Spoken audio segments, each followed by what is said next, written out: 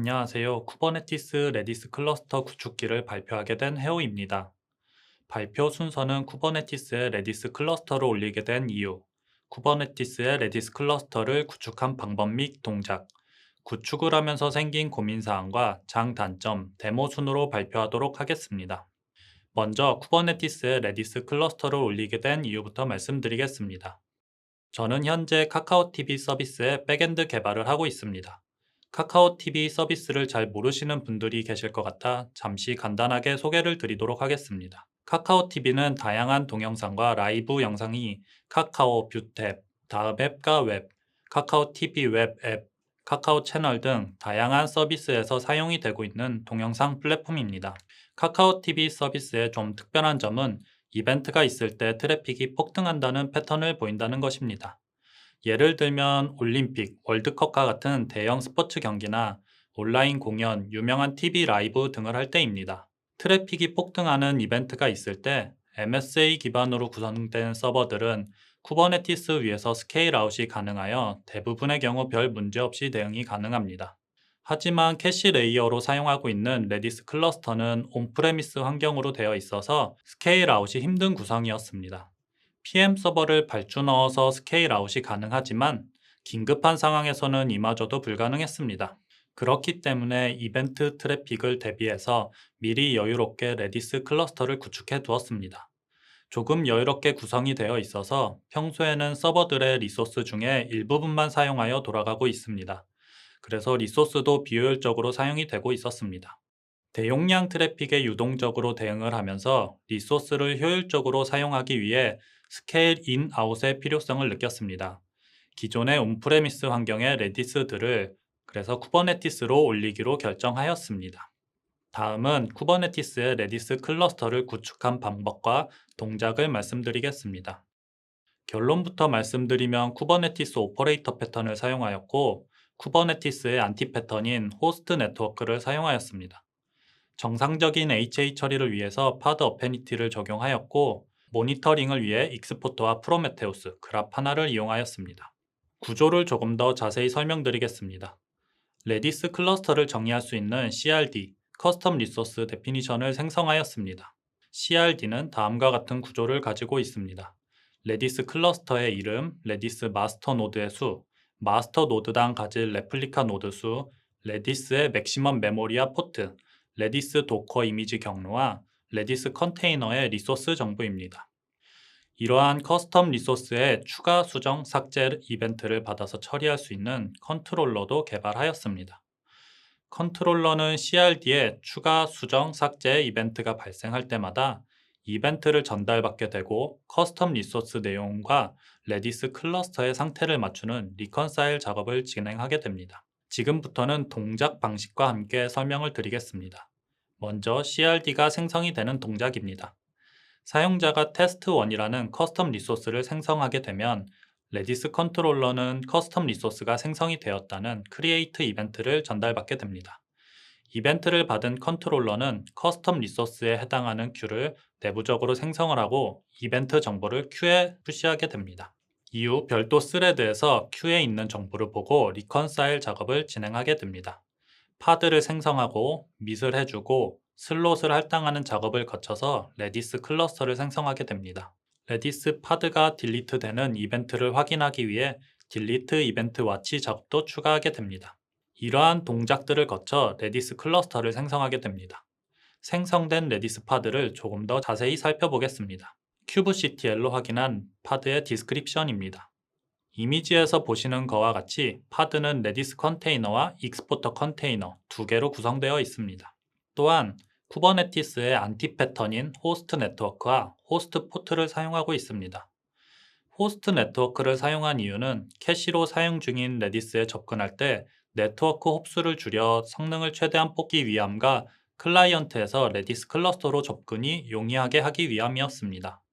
인그레스와 TCP 컨피그 맵 설정으로 클라이언트에서 레디스 클러스터로 접근은 가능하지만 이는 컨트롤러의 개발 복잡도를 증가시키게 되어 사용을 하지 않았습니다. 레디스의 포트 번호는 CRD에 있던 베이스 포트 기반으로 순차적으로 증가를 하는 구조이고 레디스 클러스터에서 사용하는 버스 포트는 레디스 포트 플러스 10,000번, 익스포터에서 사용하는 포트는 레디스 포트 플러스 5000번을 사용하고 있습니다.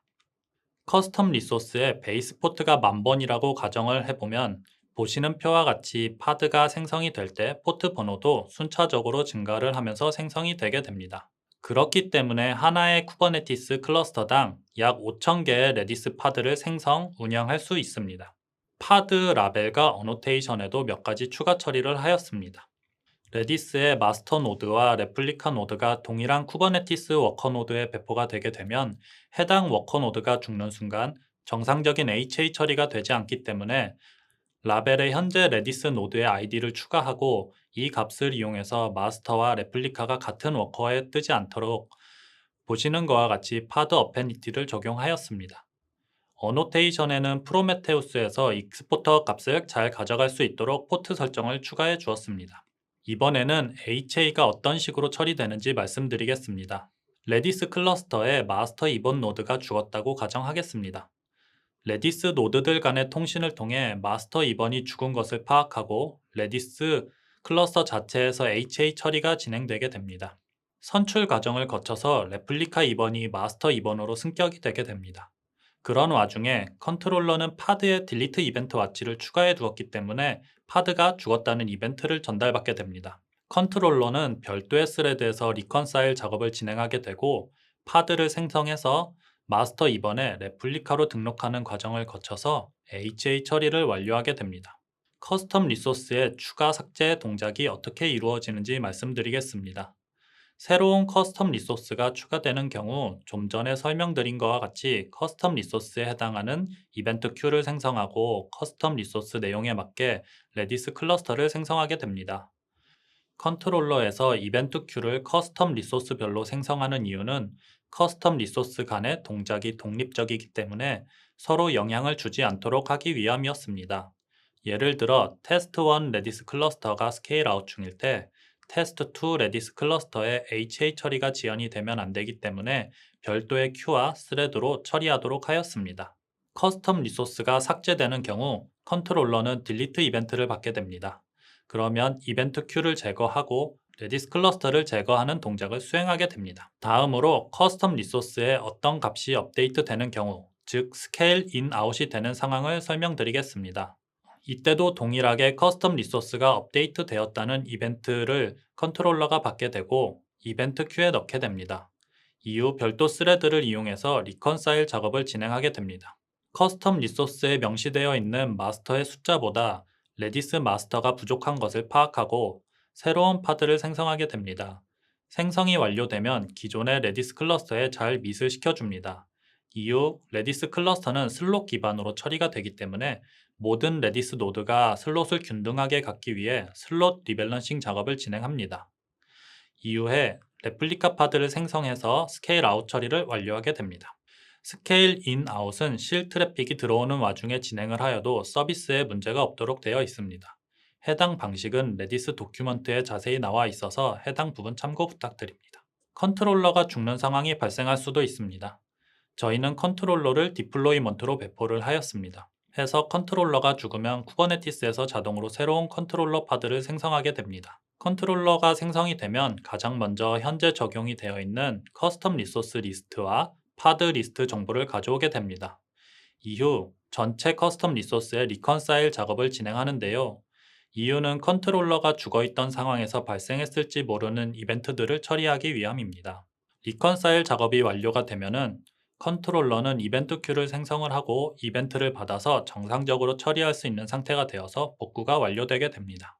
구축을 하면서 생각했던 기타 고민 사항들을 말씀드리겠습니다. 처음으로 스케일 아웃 전략입니다. 저희는 레디스의 부하 분산을 위해 레플리카 리드를 사용을 하고 있습니다. 해서 저장 공간, 즉 메모리가 더 필요한 경우 마스터 노드를 증가시키는 전략을 사용하고 처리량이 더 필요한 경우에는 레플리카 노드를 증가시키는 전략을 사용하도록 하였습니다. 두 번째는 클라이언트가 레디스 클러스터에 접근하는 방법입니다. 언제든 레디스의 IP가 변경될 수 있는 환경이 되면서 어떻게 레디스에 접근을 해야 할지에 대한 고민이었습니다. 저희는 컨트롤러에서 REST API로 레디스 주소 정보를 획득한 이후에 획득한 주소 정보를 활용해서 클라이언트가 접근하는 방법을 사용하였습니다.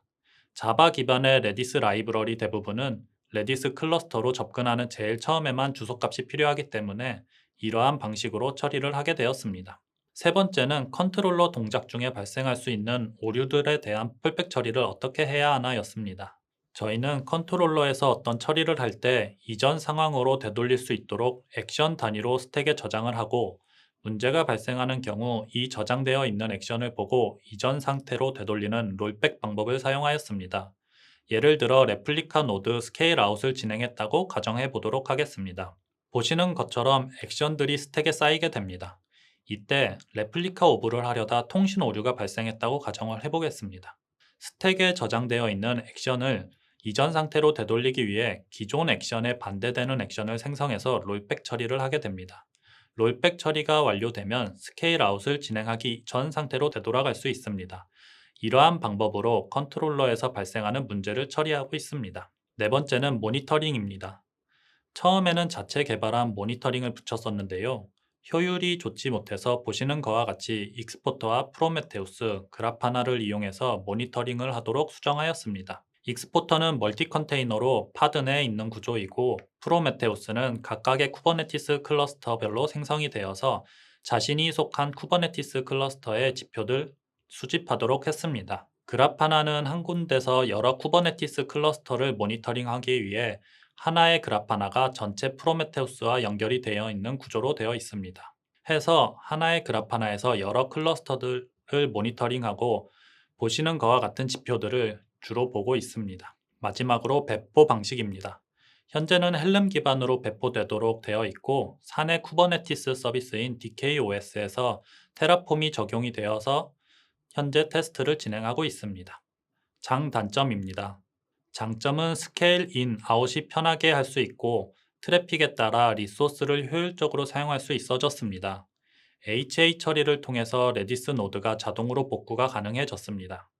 단점은 컨트롤러 코드에 문제가 있어 오작동하는 경우에 컨트롤러 코드를 수정해서 배포하기 전까지 문제가 지속이 될 수 있습니다. 레디스 컨트롤러에서 레디스 주소를 받아오지 못하는 경우에 레디스에 접근이 불가능하다는 단점도 있습니다. 마지막으로 데모 영상을 간단하게 보여드리도록 하겠습니다. 왼쪽은 쿠버네티스 관련 명령어를 보여드리고 오른쪽 위 화면은 쿠버네티스 파드의 상태를 표시합니다. 오른쪽 아래 화면은 레디스의 클러스터 상태를 볼 수 있습니다. 왼쪽 화면에 표시되어 있는 커스텀 리소스를 적용해 보도록 하겠습니다. 커스텀 리소스는 마스터가 3개이고 레플리카가 없는 커스텀 리소스입니다. kubectl로 보시는 것과 같이 어플라이를 하게 됩니다. 그럼 마스터 노드로 사용할 파드들을 생성을 하게 됩니다. 레디스 파드는 멀티 컨테이너로 익스포터와 레디스 2개의 컨테이너로 이루어져 있는 걸 볼 수 있습니다. 컨테이너가 전부 다 올라오게 되면은 파드들을 잘 밋을 시켜서 클러스터를 구성하고 슬롯을 할당하게 됩니다. 보시는 것과 같이 클러스터를 구성을 하게 되고요. 슬롯을 할당하게 됩니다. 이번에는 레플리카를 스케일 아웃하는 데모를 보여드리도록 하겠습니다. kubectl로 에디타여 스케일 아웃을 진행해 보도록 하겠습니다. 레플리카의 수를 하나로 증가시켜 보도록 하겠습니다. 레플리카로 사용할 파드들을 생성하게 됩니다. 저 레플리카로 사용될 파드들이 전부 다 올라오게 되면은 기존 클러스터에 잘 밋을 시켜주게 됩니다. 이후 기존에 있었던 마스터들의 레플리카 오버로 등록을 하게 됩니다.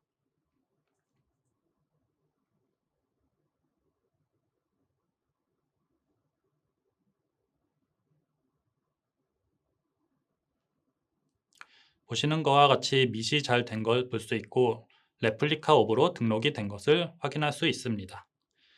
다음에는 마스터 노드를 스케일 아웃 해보도록 하겠습니다. 마스터 노드의 숫자를 3개에서 4개로 스케일 아웃 해보도록 하겠습니다. 마스터 노드로 사용할 파드를 새로 생성을 하게 됩니다.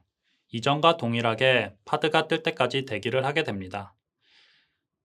새로 생성한 마스터 파드가 다시 올라오게 되면 기존의 클러스터에 잘 밋을 시켜주고 이후에 슬롯 리밸런싱 작업을 진행해주게 됩니다.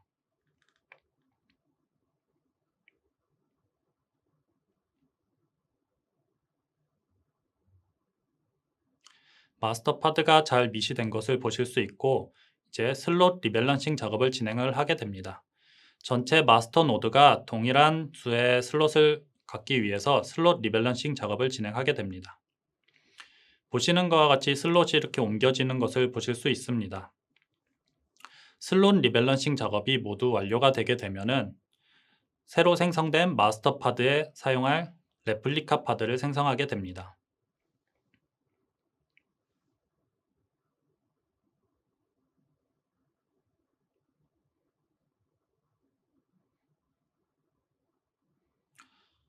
슬롯 리밸런싱 작업이 완료가 되었습니다. 이제 레플리카로 사용할 파드가 생성이 됩니다.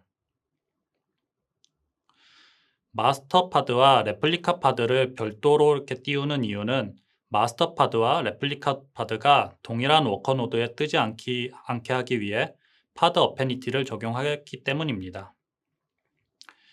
레플리카 파드가 다 올라오게 되면은 기존 마스터에 레플리카 옵으로 등록시키는 작업을 하게 됩니다. 보시는 것과 같이 미시 잘 된 이후에 레플리카 옵으로 등록이 되는 것을 볼 수 있습니다. 이제 커스텀 리소스를 삭제해 보도록 하겠습니다. 커스텀 리소스를 삭제하게 되면은 레디스 파드를 전부 다 삭제하고 레디스 클러스터도 삭제가 된 것을 보실 수 있습니다. 이상으로 제 발표를 마치겠습니다. 시청해 주셔서 감사합니다.